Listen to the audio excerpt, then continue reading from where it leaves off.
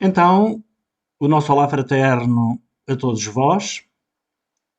Vamos continuar o estudo do Evangelho que nos propusemos fazer. Aqui estaremos às segundas-feiras a esta hora. E, como sempre, para harmonizar o ambiente e para nos harmonizarmos nós outros, vamos fazer uma pequena prece, pedindo àquele que é o farol das nossas vidas, nosso amado Mestre Jesus, que abençoe a todos nós e que permita que os benfeitores amigos que habitualmente nos assistem possam vir até nossas casas, até nossos lares, amparando-nos, fortalecendo-nos e auxiliando-nos a compreender os ensinamentos benditos do seu Evangelho de amor. Que essas luzes, as luzes do vosso Evangelho, possam servir de roteiro aos nossos passos, hoje e sempre. Ficai connosco, amado Mestre, ficai connosco, benfeitores amigos, e que assim seja. Muito bem. Então, tal como dissemos a semana passada, neste compromisso que temos de entre nós fazermos o estudo do Evangelho segundo o Espiritismo, nos iremos debruçar fundamentalmente sobre os conceitos moral nele contidos. Allan Kardec, a esse respeito, fez algumas considerações que, resumidamente, iremos lembrar.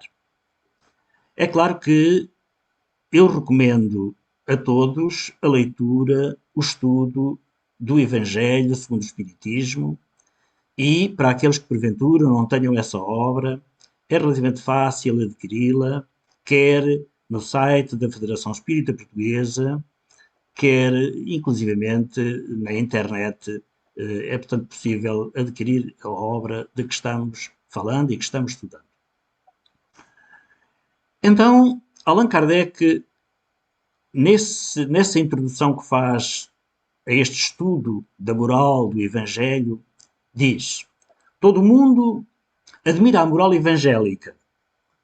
Todos proclamam a sua sublimidade e a sua necessidade, mas muitos o fazem confiando naquilo que ouviram ou apoiados a algumas máximas que se tornaram proverbiais, pois poucos conhecem essa moral a fundo e menos ainda a compreendem e sabem tirar-lhes as consequências. A razão disso está em grande parte, diz Allan Kardec, nas dificuldades apresentadas pela leitura do Evangelho, tal como habitualmente ele é conhecido, e que se torna ininteligível para a maioria.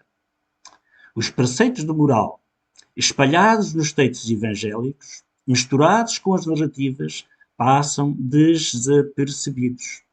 Torna-se impossível apreender o conjunto e fazê-los objeto de leitura e de meditação separadas. Para evitar estes inconvenientes, foram reunidos nesta obra os trechos que podem constituir, propriamente falando, um código de moral universal, sem distinção de cultos. É esse código de moral que nós iremos, nas próximas semanas e, porventura, nos próximos meses, aqui procurar encontrar. Quanto aos outros livros da codificação que também referimos a semana passada, que precisamos estudar, especialmente o livro dos Espíritos, tendo nós também falado no livro dos Médiuns, o livro dos Espíritos estamos a ponderar como iremos começar o seu estudo, porque é fundamental nós termos a noção do que ali está dito, do que ali se ensina, para compreendermos uma quantidade de fenómenos que, de outra maneira, teremos dificuldade em entender. E vamos aqui lembrar, então, compartilhando aqui a nossa tela, alguns conceitos que estão neste Evangelho segundo o Espiritismo. Eu continuo por aqui, capítulo 1, continuação, mas ainda não é hoje, porventura, que abordaremos verdadeiramente o capítulo 1, porque algumas coisas é necessário dizer antes. Nós, recordando aquilo que dissemos naquela live que fizemos, onde já está gravada e já está no YouTube, onde referíamos que os verdadeiros autores da doutrina espírita não é Allan Kardec e não são os homens, mas sim os espíritos.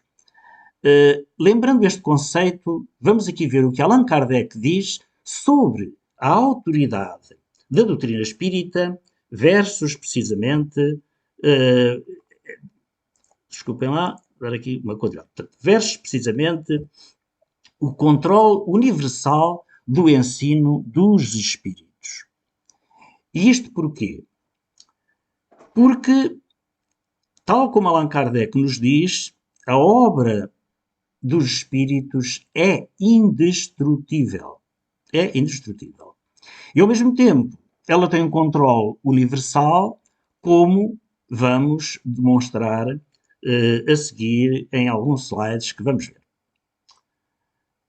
Vamos por uma primeira hipótese. Se a doutrina espírita fosse uma concepção puramente humana, não teria como garantia senão as luzes daquele que a tivesse concebido. Imaginem que aqui o Costa, de repente, começava a dizer a todo mundo que a vida continua, que as almas vêm cá todas as vezes que é necessário reencarnar para continuar a sua evolução, que existem leis de causa e efeito, enfim, todo um conjunto de situações, e que eu começava a dizer isso. Apesar de, porventura, até ser uma pessoa com gabarito dentro da sociedade, reconhecido, não importa, era apenas uma pessoa. E seria, portanto, difícil que todo mundo fosse acreditar naquilo que essa pessoa, porventura, dissesse. Mas, uma outra hipótese. Imaginemos ainda que os espíritos revelassem, portanto, estes conhecimentos apenas a um homem. Ora, nada lhe garantiria a origem, pois seria necessário crer sobre palavra naquele que dissesse haver recebido os seus ensinos. Estávamos um pouco na mesma. Porque os espíritos tinham aqui encontrado o Costa, que era médium, transmitiu-lhe um conjunto de ensinamentos, e o Costa dizia, sim senhor, a espiritualidade afirmou-me de que realmente as coisas se passam desta ou daquela maneira, que há almas do outro mundo, que a vida continua, que os espíritos falam connosco. Estamos aqui novamente num problema. Como é que todo mundo ia acreditar neste médium? Ah, pois ele é médium, recebeu estas notícias da espiritualidade, mas mesmo assim era difícil acreditar-se. Então, mesmo admitindo-se a sua sinceridade, seria muito difícil convencer as pessoas, porque só talvez aquelas mais do seu meio e mais próximas é que ficariam convencidas daquilo que ele estaria dizendo. Então Deus não faz as coisas assim. Deus quis que a nova revelação chegasse aos homens por meio mais rápido e mais autêntico. Eis porque encarregou os espíritos de a levar de um para o outro, manifestando-se por toda a parte, sem dar a ninguém o privilégio exclusivo de ouvir a sua palavra. Ora bem, um homem pode-se enganar, pode enganar porventura outros, pode enganar-se a si mesmo, mas é muito difícil que isso aconteça a milhões que veem, ouvem a mesma coisa. Isso é uma garantia para cada um e para todos. Daí a autoridade da doutrina espírita, que se deve ao ensino universal dos espíritos. Demais, pode fazer-se desaparecer um homem. E isso, infelizmente, aconteceu ao longo dos tempos. Mas não se pode fazer desaparecer as massas. Toda a gente. Podem-se queimar livros. E isto também aconteceu. Por exemplo, no Alto Fé de Barcelona. Mas queimar livros, aqui não faz muito sentido, nem vale a pena queimá-los. Porque se queimarem, a espiritualidade vai ditar novamente os seus ensinamentos. Então reparem. Ainda que tudo se possa fazer para contrariar, nós não vamos conseguir trazer, por exemplo, aos tribunais, trazer à fogueira os espíritos, porque os espíritos estão por toda a parte. E como eles sabem que têm médios à sua disposição também por toda a parte, eles espalharão a notícia, espalharão estes ensinamentos por inumeráveis médiuns, despertando-lhes, portanto, essa mediunidade, se eles não a tiverem, para que, de novo, as informações e as revelações que eles fizeram sejam transmitidas à humanidade. Ora bem, então o Espiritismo não tem nacionalidade. Independe de todos os cultos particulares, não é imposto por nenhuma classe social. Cada um pode receber instruções de seus parentes e amigos de além-túmulo. Lembremos, por exemplo, de Francisco Cândido Xavier, que recebeu múltiplas cartas aos milhares de jovens, muitas vezes, que partiram prematuramente para a verdadeira vida, para o mundo espiritual, mas que deixavam pais saudosos, mães saudosas, muitas vezes com pouca fé, e essas cartas vinham fortalecer a fé desses pais saudosos e demonstrar que, afinal, a vida continua e que eles estavam muitas vezes presentes junto deles, muito embora eles não os pudessem ver. Então, é esta universalidade do ensino dos espíritos que faz a força do espiritismo. Os espíritos comunicam-se por toda a parte, em todos os povos, a todas as seitas e a todos os partidos. E assim serão aceitos por todos. Antes de avançarmos mais no estudo que vamos fazer, e para melhor compreendermos alguns nomes que nós vamos referir, lembraremos um pouco aqui da história para falar de alguns nomes fundamentalmente relacionados com o povo judeu. Então, vamos lembrar aqui os escribas. Quem foram os escribas? Escribas foi o nome dado aos secretários dos reis de Judá e a certos intendentes dos exércitos judeus. Mais tarde, esse nome foi aplicado especialmente aos doutores que ensinavam a lei de Moisés e a interpretavam para o povo. Faziam causa comum com os fariseus, de cujos princípios partilhavam, bem como também da antipatia que aqueles votavam aos inovadores. Todos aqueles que trouxessem novidades não eram bem-vindos para os fariseus, fundamentalmente, e para os escribas. Daí o envolvê-los Jesus na reprovação que lançava aos fariseus.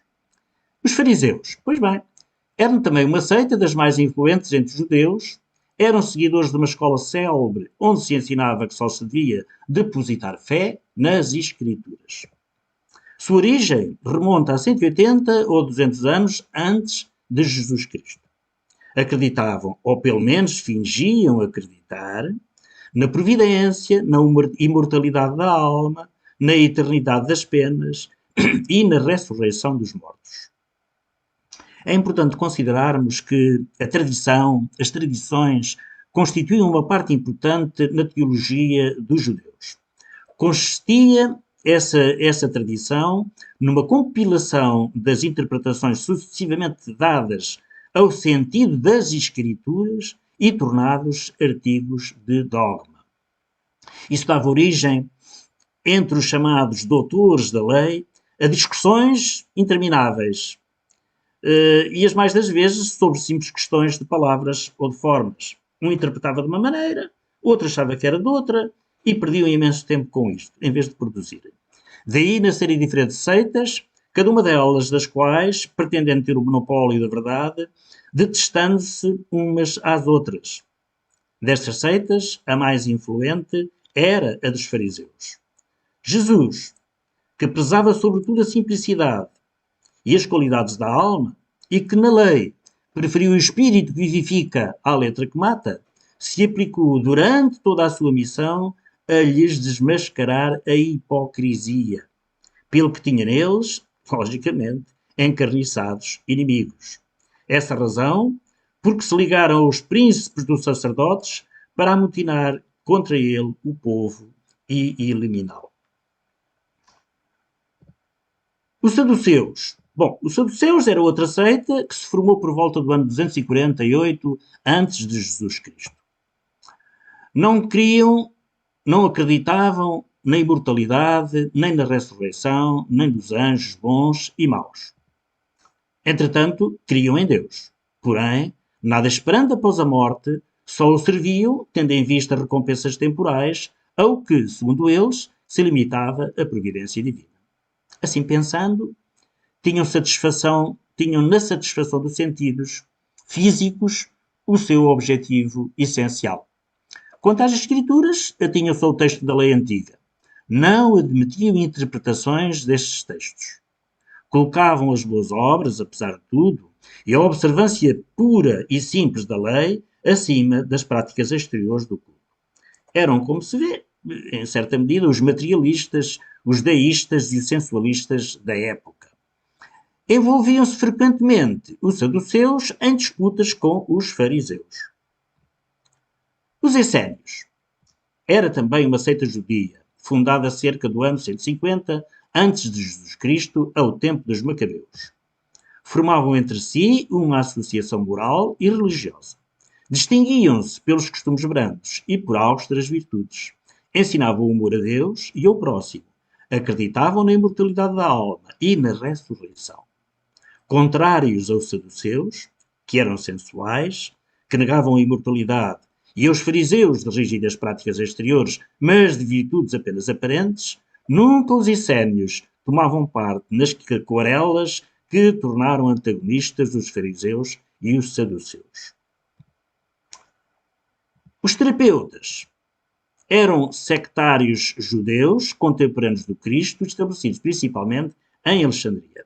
Tinham muita relação com os essénios, cujos princípios adotavam, aplicando-se como eles à prática de todas as virtudes. Muito frugais na alimentação, eram celibatários, votados à contemplação, vivendo vida solitária, constituíam uma verdadeira ordem religiosa. Filon, filósofo judeu platónico de Alexandria, foi o primeiro a falar dos terapeutas, considerando-os uma seita do judaísmo. Eusébio, São Jerónimo e outros pais da Igreja pensam que eles eram cristãos. Fossem cristãos ou fossem judeus, o que é evidente é que, do mesmo modo que os essénios, eles representam o traço de união entre o judaísmo e o cristianismo. Depois temos os publicanos. Os publicanos eram assim chamados na antiga Roma aos cavalheiros arrendatários das taxas públicas, incumbidos da cobrança dos impostos e das rendas de toda espécie, quer em Roma mesma, quer nas outras partes do Império. Como estavam sujeitos a alguns riscos, fazia-se vista grossa para as riquezas que muitas vezes adquiriam ilegalmente. Não quer dizer que fossem todos. Por exemplo, Mateus era também ele publicano e não se consta que tenha enriquecido. Portanto, nem todos, mas alguns, efetivamente, enriqueciam à conta, enfim, das tais rendas e das expropriações que faziam para cobrar os impostos. Os nazarenos, nome dado aos judeus que faziam voto, ou perpétuo ou temporário, de guardar perfeita pureza. Eles se comprometiam a observar a castidade, a abster-se de bebidas alcoólicas e a conservar a cabeleira. Sansão, Samuel e João Batista eram nazarenos. Mais tarde, os judeus deram esse nome aos primeiros cristãos por alusão a Jesus de Nazaré.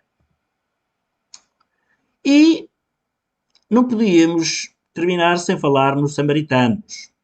Os samaritanos eram judeus dissidentes que, após o cisma das 10 tribos, constituíram um novo reino cuja capital era a Samaria. Os samaritanos estiveram quase constantemente em guerra com os reis de Judá. Somente admitiam o Pentateuco, que continha a lei de Moisés, e rejeitavam todos os outros livros que a esse foram posteriormente anexados. Desde a época da separação, portanto do cisma, que evitavam todas as relações recíprocas. Para não terem que vir a Jerusalém onde de certeza que iriam ter confrontos, para a celebração das festas religiosas, construíram para si um templo particular e adotaram algumas reformas. É interessante lembrar que os samaritanos eram considerados pelos fariseus, muito embora também eles, judeus, como autênticos inimigos. Mas pior do que isso, não era bem uma questão de inimizade, é que os samaritanos fizeram algo que para os fariseus era algo impensável. Eles se juntaram, se miscigenaram com outros povos, formando casamentos uns com os outros, sem serem judeus. E isto para os judeus, fundamentalmente para os fariseus, era qualquer coisa que não podia nenhuma ser suportado. Portanto, não suportavam os samaritanos e consideravam um povo que, enfim. Muito bem. E agora vamos lembrar aqui estes dois senhores, Sócrates e Platão. Sócrates e Platão. E quem foram estes dois senhores? Foram precursores da ideia cristã e também do espiritismo. É claro que do espiritismo houve vários precursores e sobre isso aqui havemos de falar um dia numa live que faremos sobre esse tema, os precursores do espiritismo. Mas hoje, e para a continuação do Evangelho, precisamos entender e perceber os conceitos de Sócrates e de Platão. Eu diria os conceitos de Sócrates assumidos por Platão, porque não sabemos se Sócrates não ter existido ou se não tivesse existido, se Platão teria as mesmas ideias. A verdade é que, discípulo de Sócrates, Platão defendeu, muito bem defendido, todos os conceitos e as ideias de Sócrates. Portanto, ambos têm mérito, considerando eu, mas quem sou eu, que realmente as ideias eram de Sócrates e não de Platão. E é interessante vermos isto porquê? Vermos, portanto, os pensamentos de Sócrates porquê? Porque Sócrates consegue fazer uma distinção entre o princípio inteligente e o princípio material de uma maneira magistral. Consegue provar que uma coisa é a alma, outra coisa é o corpo. E que não é no corpo que reside a inteligência, a sabedoria, o conhecimento. E isto é muito importante. Mas, antes de continuar, vamos perceber o seguinte. As grandes ideias normalmente não vêm nem rompem de súbito. As que assentam sobre a verdade são sempre precedidas por alguém, pelos chamados precursores, que lhes preparam parcialmente os caminhos. Depois, em chegando o tempo, envia Deus um homem com a missão de resumir, coordenar e completar os elementos esparsos e reuni-los em corpo de doutrina. Desse modo, não surgindo bruscamente, a ideia, ao aparecer, encontra espíritos dispostos a aceitá-la. Tal o que se deu com a ideia cristã, que foi pressentida muitos séculos antes de Jesus e dos Essénios, tendo por principais precursores Sócrates e Platão. Sócrates, como Cristo, nada escreveu, ou pelo menos que se conheça. Se calhar ele sabia escrever, como é lógico. Não deixou, foi coisas escritas. Como Cristo, teve a morte dos criminosos. Foi vítima do fanatismo por haver atacado as crenças que encontrara quando nasceu e por ter colocado a virtude real acima da hipocrisia e do simulacro das formas. Foi vítima por ter combatido os preconceitos religiosos. Do mesmo modo que Jesus, a quem os fariseus acusavam de estar corrompendo o povo com os ensinamentos que ministrava, também ele, Sócrates, foi acusado pelos fariseus do seu tempo, visto que infelizmente fariseus sempre os houve. E afinal, que proclamava Sócrates assim de tão perverso a ponto de ter que se matar? E aí está também flagrante a hipocrisia dos seus contemporâneos. Não tiveram coragem de o matar. Obrigaram-no a matar-se a si próprio, bem de cicuta. Vejam bem a hipocrisia dos homens. Pois bem, o que este homem fez foi proclamar o dogma da unidade de Deus. Das coisas que ele defendia. A unicidade de Deus, Deus único, numa sociedade, como sabemos, onde eram adorados variados deuses. Dir-me-ão, mas espera aí, mas Sócrates viveu cerca de 4 séculos antes de Jesus. E a ideia de um Deus único já existia, pois existia, realmente a ideia de um Deus único existia, mas no povo judeu. Estamos a falar da Grécia. Os gregos não eram judeus. Então, Sócrates, começando a defender a ideia da unicidade de Deus, de um Deus único, estava a blasfemar. Estava a ir contra, portanto, as crenças da época de que havia vários deuses. Mas Sócrates também defendia e acreditava na imortalidade da alma e cria na vida futura. Ora bem, isto 4 séculos antes de Jesus. É claro que Allan Kardec, lembrando e recordando aqueles pontos de maior relevo relativamente à concordância dos princípios defendidos por Sócrates e dos conceitos que depois Jesus traz, há realmente aqui uma similitude extraordinária e também ela com a própria doutrina espírita. E Allan Kardec, curiosamente, diz mais ou menos também o seguinte em dado ponto. O homem há chegado a um ponto em que a luz emerge por si mesma de debaixo do alqueire. Ele se acha maduro bastante para encará-la de frente. Tanto pior para aqueles que não ousem abrir os olhos.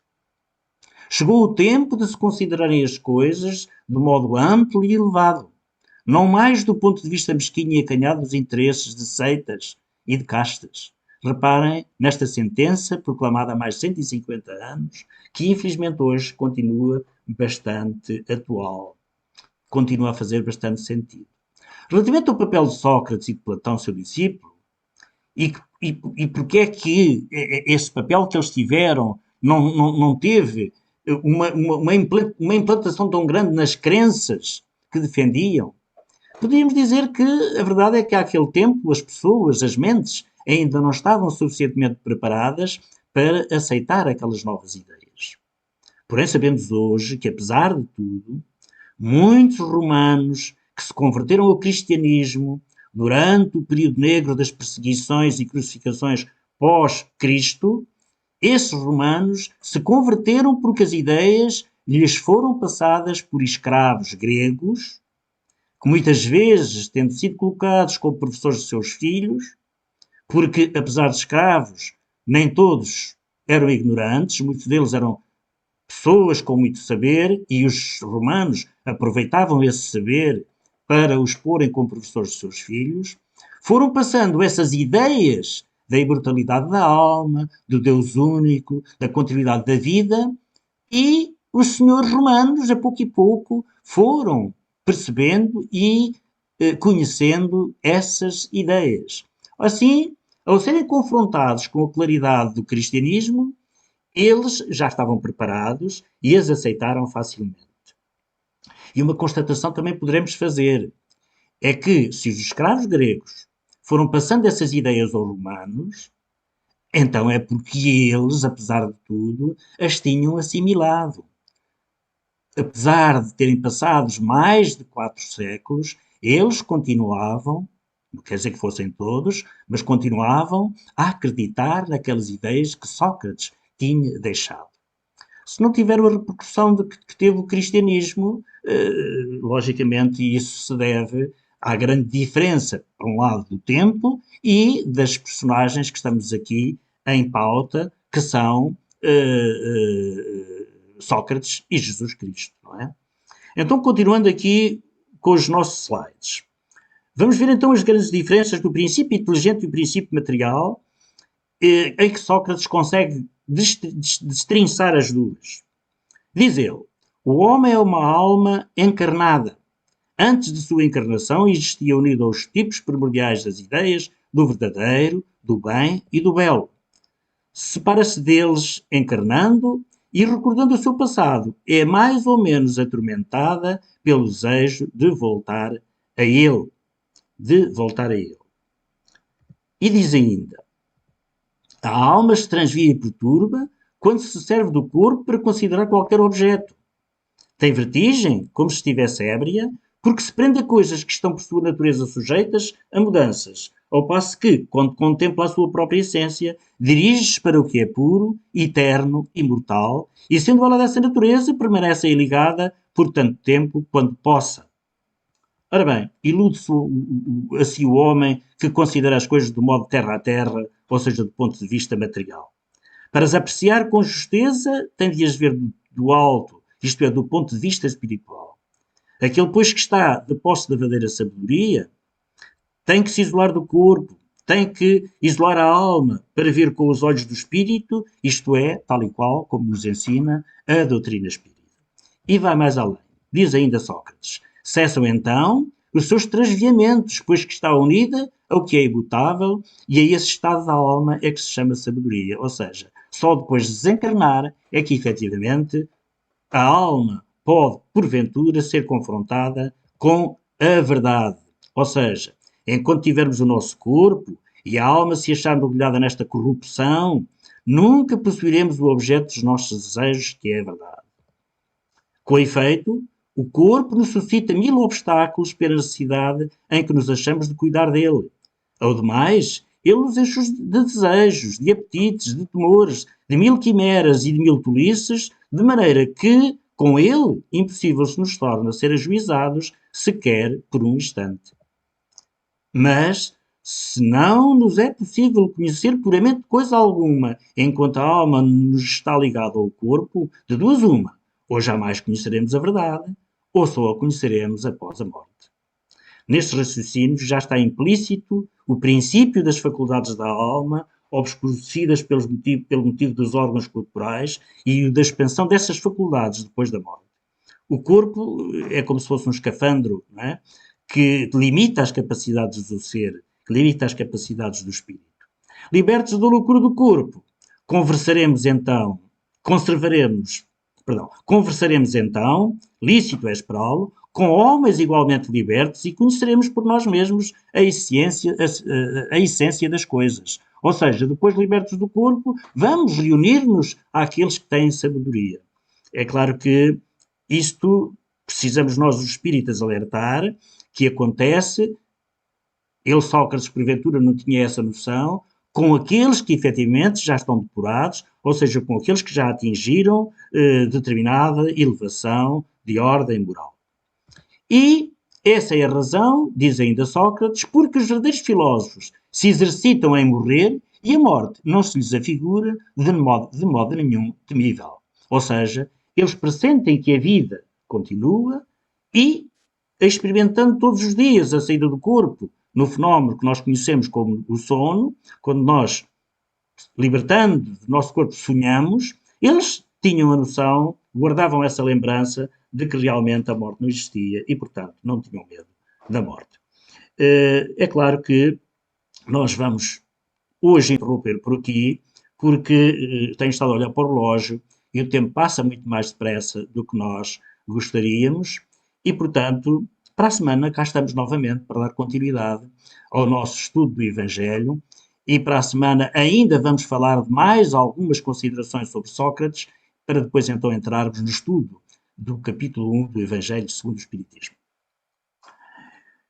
Eu preciso fazer uma oração final. Antes, porém, vou-vos perguntar se tendes perguntas para fazer, para que elas possam também ficar gravadas no vídeo que estamos fazendo. Se quiserem fazer perguntas, terão que tirar aí pôr som, colocar som nos vossos altifalantes, aí nos vossos micros, para que realmente nós possamos, dentro das nossas limitações, responder às vossas interrogações.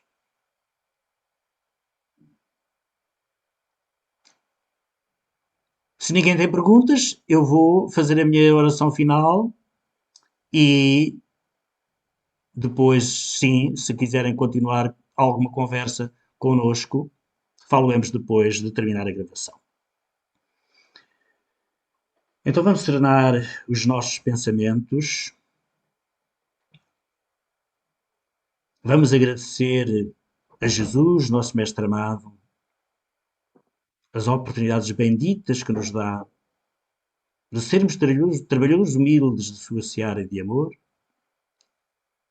agradecendo também todo o amparo que nos disponibiliza,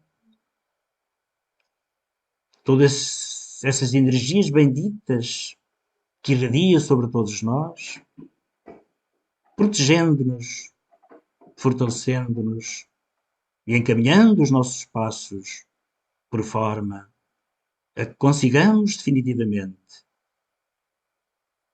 encontrar o roteiro que nos há de tornar felizes, roteiro que precisamos ser nós a percorrer com esforço próprio, sabendo nós que quando ajudarmos a nós mesmos, o céu nos ajudará. Obrigado, amado Mestre Jesus. Obrigado, benfeitores amigos. E que a luz do vosso Evangelho possa ser assim, esse roteiro bendito que nos fortaleça, por forma a conseguirmos a reforma íntima que se faz necessária em cada um de nós. Ficai connosco, queridos benfeitores. Sê connosco, amado Mestre, hoje e sempre. E que assim seja.